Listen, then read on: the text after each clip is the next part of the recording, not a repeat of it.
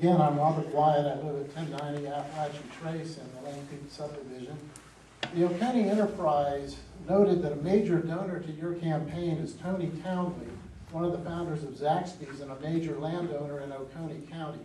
What are your ties to Mr. Townley, and why is he supporting you in this race? To many of you, I don't know, I grew up in the East. I'm sorry. I'm going to stand up and answer that question. I grew up in the Eastville community of Oconee County. I grew up on Cold Springs Road. Tony Townley grew up on Highway 53 on his father's farm. We were neighbors. We bought Christmas trees from his parents. He was older than me, but we grew up together. I remember him and Elizabeth coming back to help their father sell Christmas trees. I've known Tony Townley my whole life. I went and met with Tony Townley a month after I decided to run for office and asked him for his support. He chose to give me a $2,500 donation. I accepted. I think there's probably some candidates in this room that would have accepted that $2,500 check as well. So to answer your question, and I hope I've answered it the way you wanted me to, and I'm going to answer it truthfully, is that Tony Townley is a good friend of mine, and he chose to support my campaign. Thank you very much for the question. Question?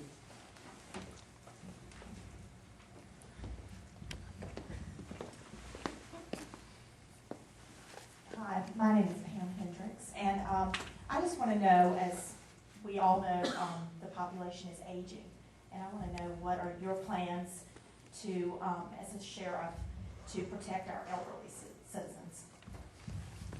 Well, there's programs in place that where you can make sure your elderly citizens are taken care of. You can identify where they live through a registry, and then we could do periodic checks on it, especially when it's as hot as it is outside. A lot of places do that. They have a registry that folks can call in, place their cell phone on the registry, and then we can go by and do checks or make sure they have available the telephone number to the sheriff's office or to patrol deputies to make sure they can go by there and check on them. And to me, that's the most important time. I think about last week. It was hot today, but it was hotter last week. And there still are some folks that don't have air conditioning. And that can be brutal on somebody who's elderly. And so there are programs in place, and that's something we can look at doing at the sheriff's office, is to making sure that they are aware that they can call us and that we'll come out and provide the aid that we can give them.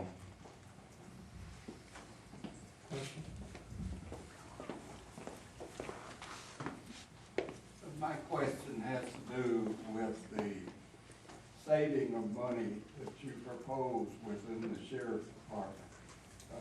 The bulk of the budget, I would think, is in personnel. How many deputies do you think that this county should have? Nobody's asked tonight. That's okay. No, that's okay. My name is Tom Arrow. That's the first one that said that. I can tell you that I have studied the sheriff's budget, okay? I'm asked constantly about personnel decisions. Personnel decisions are hard to address when you're not sitting behind the desk. But let me address some other issues about the budget. The sheriff's office budget makes up 29% of the operating funds of the general budget. That's a very large responsibility. I can tell you that the sheriff's office has not made some of the same sacrifices that other law enforcement agencies have made. For instance, in Snellville, we don't have overtime. There are very large line items in the sheriff's budget in all three of his divisions for overtime. We've had to learn that we had to find ways to cut budgets, and one way to find out to do that was to trim the overtime. Another thing that we did was also cut down on travel. We said, in 2006, we could go to a conference and stay for 2 or 3 days. When the bubble busted and times went bad, we had to go back to the drawing board and decide we can't do those things anymore. We have to eliminate those. I can tell you those are the types of things that haven't happened in Oconee County. They haven't made those drastic cuts that they could to lower the budget.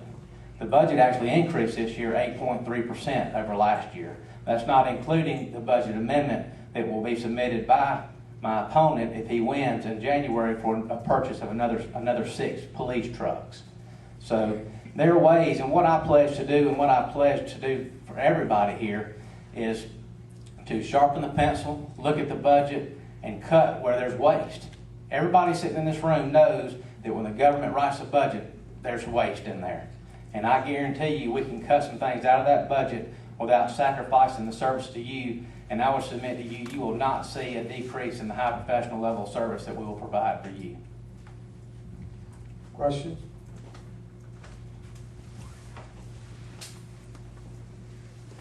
You didn't answer the question. The number of deputies. You didn't answer the question. Well, the question was, is that personnel, I don't know if they're adequately staffed or not, without looking at the call volume and other factors. So if I sat down and looked at all the calls that they had to answer and make sure they were being covered, I can tell you from going around the community and, for instance, talking to folks in Bogart, and I've had more than one person say it takes 45 minutes to get a deputy to respond to a call in Bogart. Now, I don't know if that's true. I was told that by a citizen. So maybe they're understaffed. Maybe they need more staff down there. I can tell you that there's a line item in the budget in the E911 division for $75,000 for overtime. How about we take that money and hire 2 more deputies? I mean, I think that's what we need to do. Or how about take, instead of buying 6 vehicles, buy 3 and use that money to hire an additional deputy. So there's things that we can do. You know, to answer your question about personnel, they're not easy to answer until you're sitting behind the desk, until you see the needs. But I can tell you that very early on, I will address whether or not we have the proper staffing.